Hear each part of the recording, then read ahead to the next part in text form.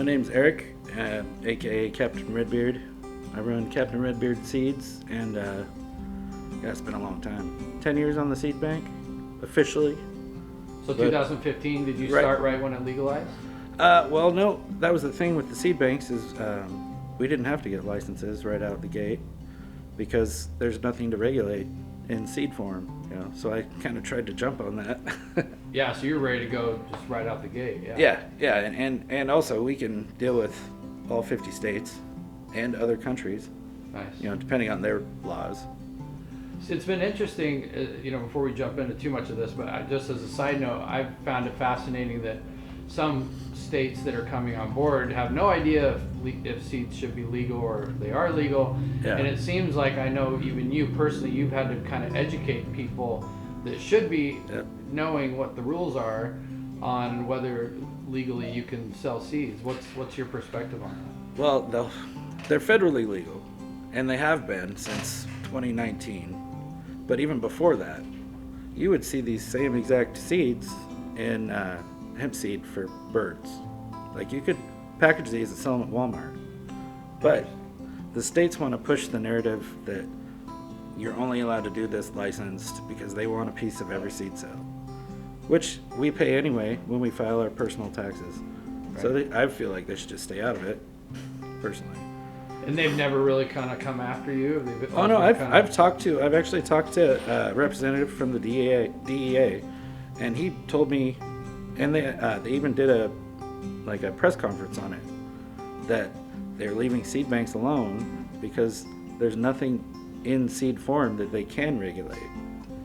And if they were to try and regulate cannabis seeds, they would have to regulate the entire bird seed industry, and they'd have to pull from the shelves of every Walmart and PetSmart and all that. So they're just not going to touch it. It's too much of a hassle.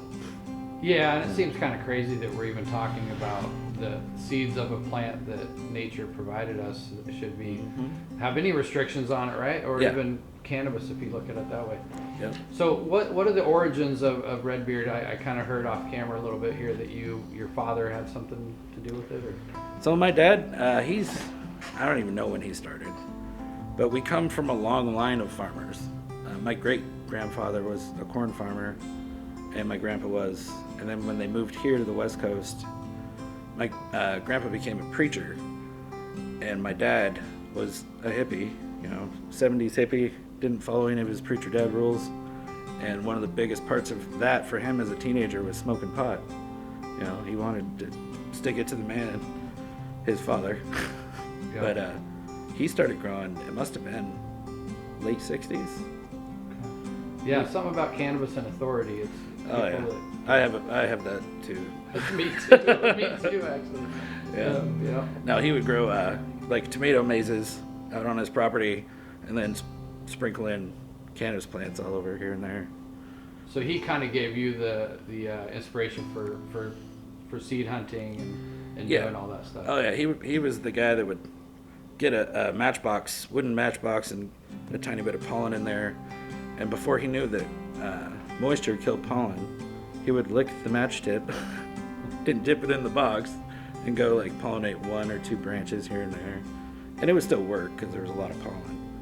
But it came all the way from we have no idea what we're doing to now we can drop 30,000 seeds off a large plant.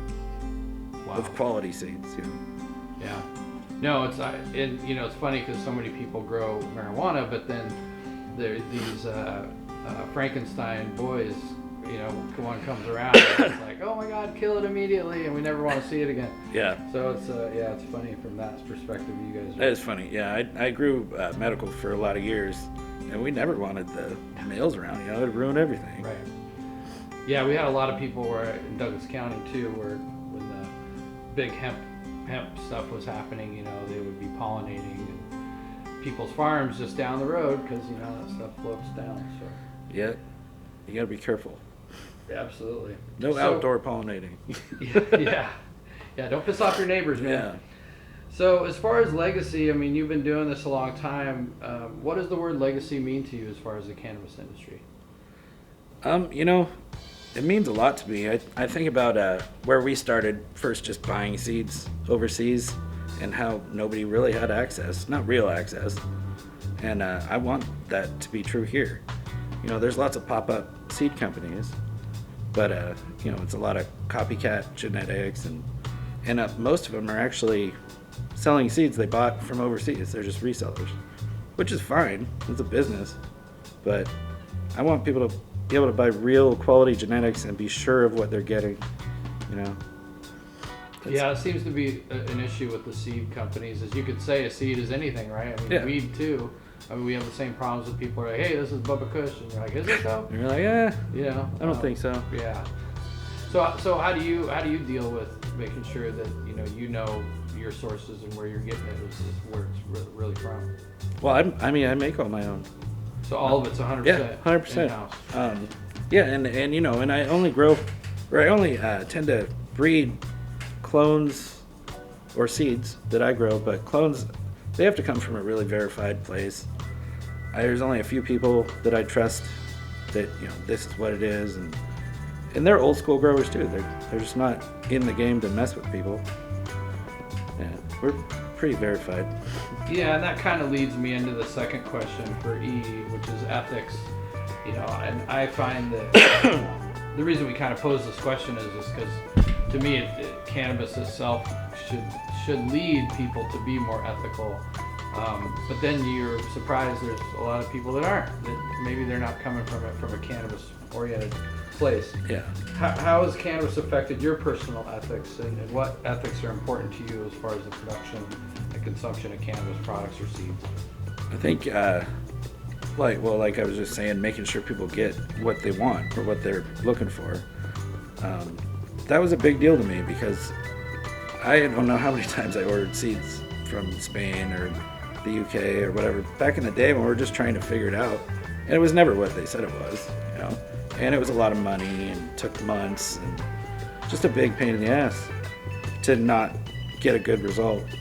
And I hear that all the time from other customers. Once they try us and they grow something out, they're like, hey, this is exactly what you said it was. Like the terpenes and the growth style, everything. Because I write all my own seed bios too, so I'm pretty familiar with all the plants.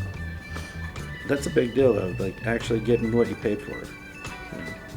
So, and from my third person perspective, I feel like I've seen a lot of seed companies come and go and some to stay, and I feel like one of the reasons why you have been resilient in kind of a very competitive market is because of your integrity in that aspect.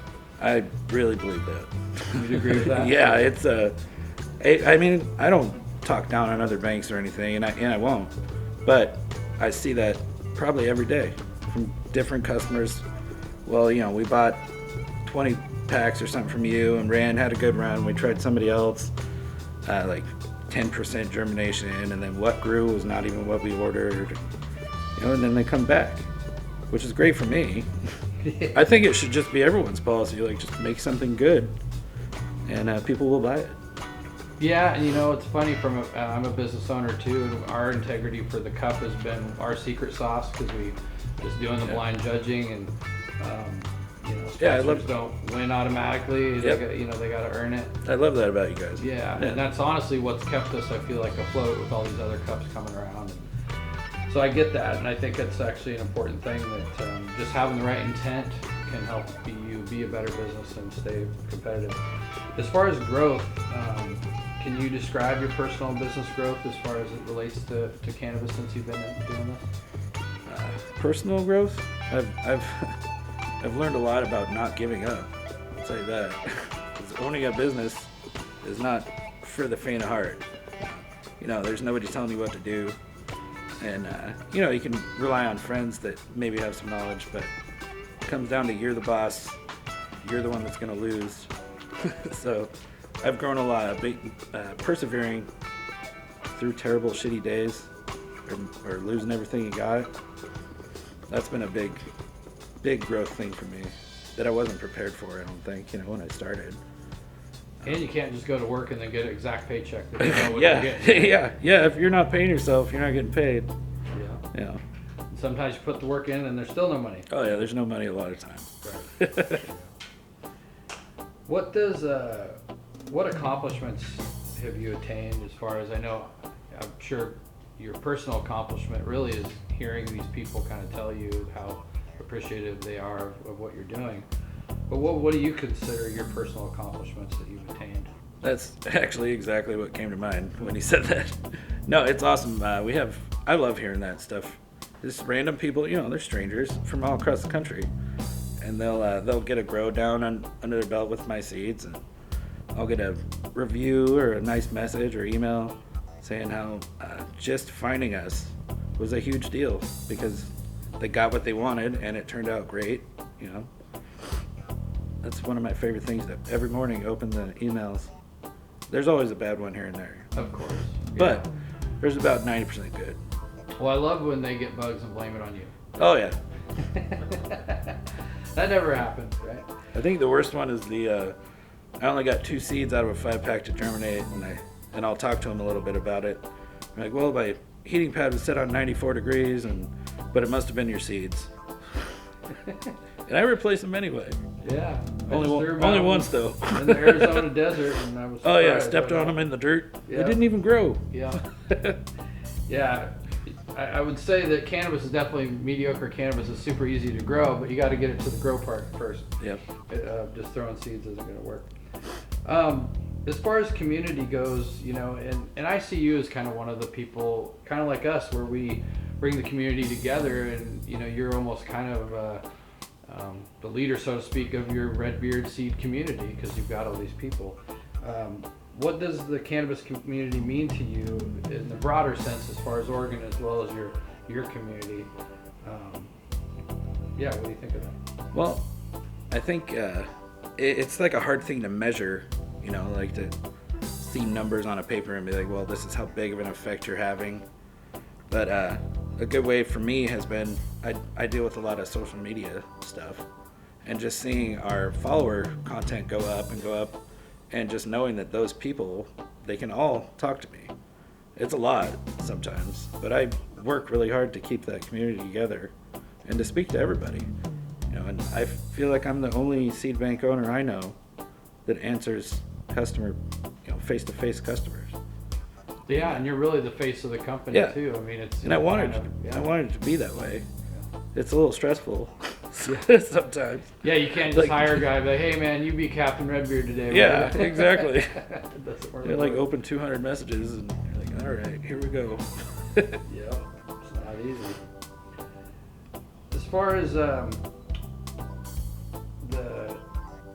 you and your personal growth and what you want to do moving forward, you've been doing this for a long time. Do you see this as something you're going to do till you retire, pass off to your kids, or what? I mean, how do you see this going? Definitely. I'm gonna probably, even if we ever retired out of the business, don't think I'm ever gonna stop being part of it. I love this business, and it is rough and hard sometimes, but it's also pretty fucking awesome. Like the people in it, you make long-term, like lifelong friends over a plant that we're dealing with. Yeah. No, my son, he's 20 now. I think he's almost responsible enough to, chip in a little more and be part of it. But I think that would definitely he loves it too. But he's a kid. Yeah.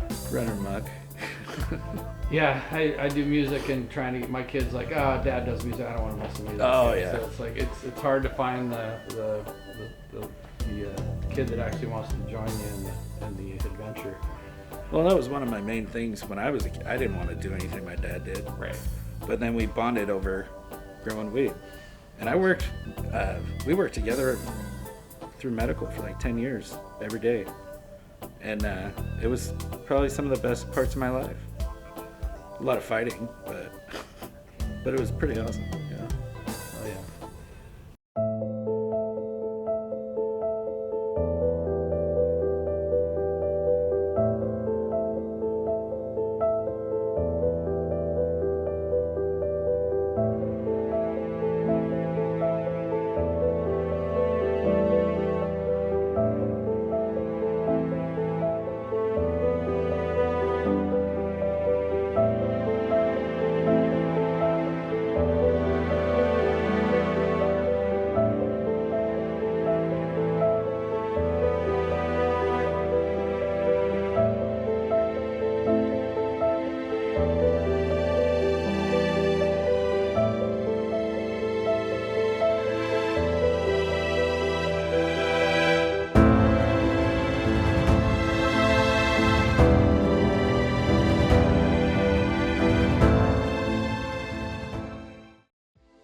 Welcome to Rebel Roots Farms in Rogue River, Oregon. Here we craft cannabis products for all different types of people in all different varieties. Portable, convenient items such as vape pens and tinctures for those on the go, along with premium dabbables like live rosin and diamonds. Our infused funny honey can make any day a holiday, and our THC and CBD Rick Simpson oils are widely recognized for potency and effects.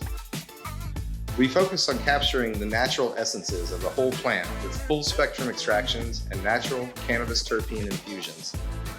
State-of-the-art equipment and collaborations with industry leaders allow Rebel Roots Farms to stay at the forefront of cannabis innovation and processing.